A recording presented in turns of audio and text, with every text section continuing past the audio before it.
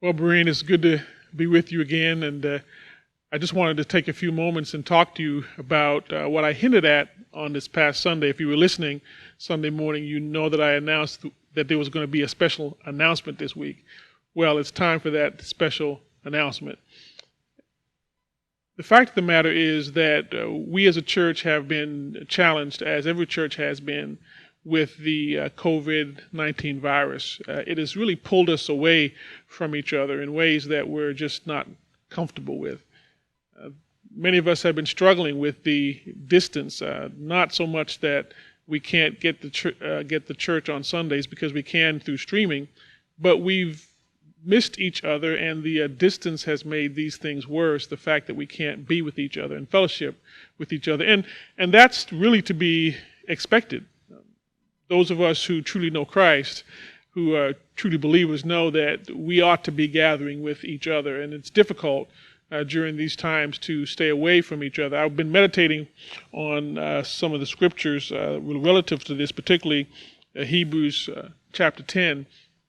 And in Hebrews chapter 10, the author of Hebrews makes a very, very clear statement as to the new and living way that has been provided for us by Jesus Christ. Beginning in chapter 10, verse 19, he lays out the fact that we as Christians have a confidence to really come into the holy place.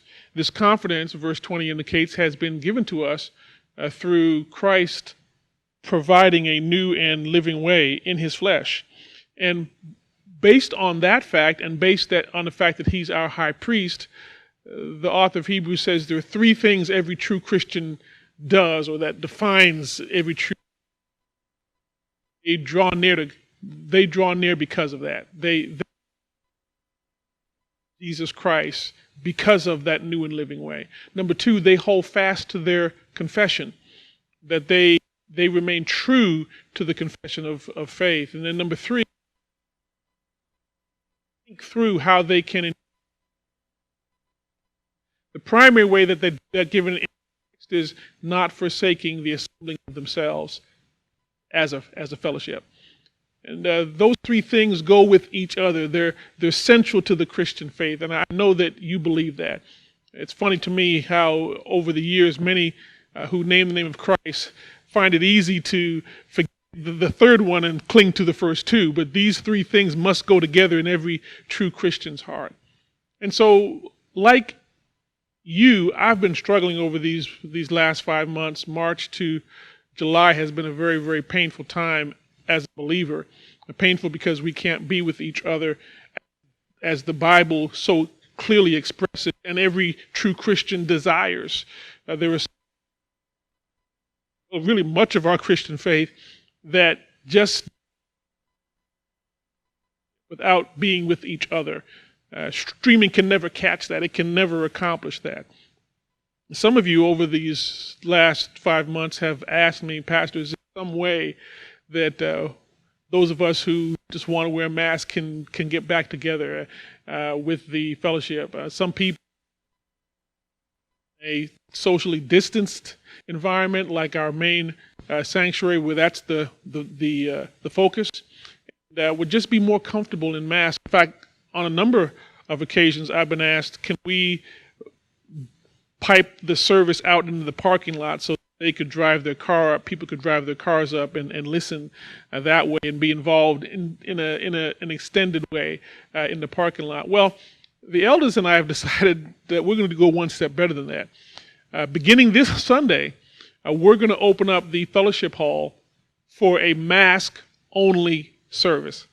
And so if you are only comfortable in a mask and other people having a mask, we know that when you go out shopping to the store, you wear a mask. There's others in the stores that are wearing masks. And so you may be comfortable only in that type of environment. We want to respect that.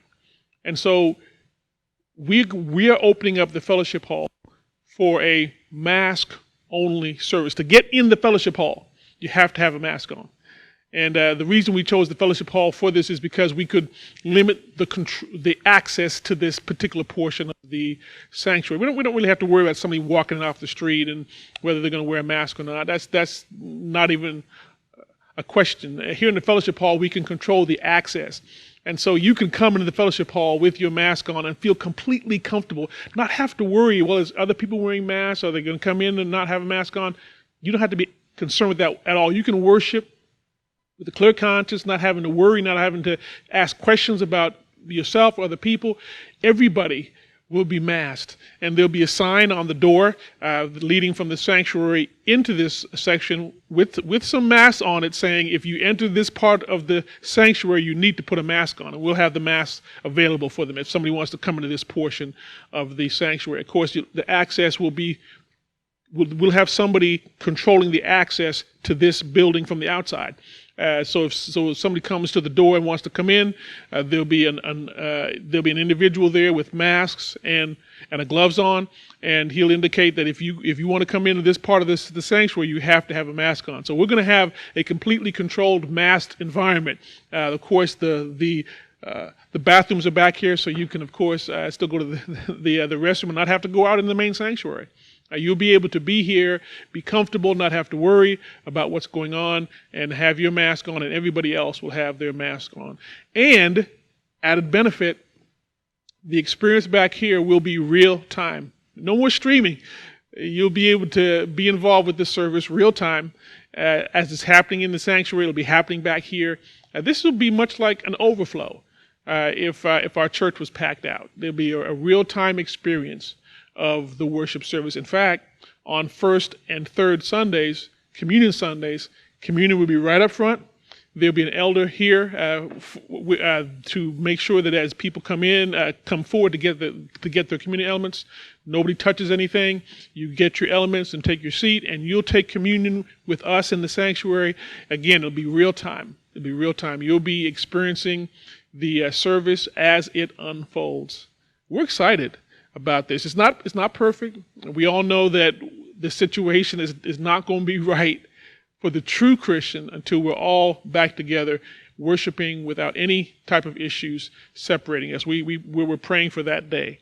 But until then, this is a way that we can move one step closer to being right where we should be, fellowshipping with each other through the Word and through the church. Now, we also understand that there are some who, even in a completely masked environment, they're still not comfortable coming to service. We want to respect that. So we're going to continue our robust streaming ministry, Sunday school, Sunday worship, Sunday evening Bible study, Wednesday prayer time. All of those things will continue for those who are still not comfortable, even in a completely masked environment, in coming out to church. But some of you who are comfortable wearing masks and other people wearing masks, this is an opportunity for you to be a part of the worship service and experience.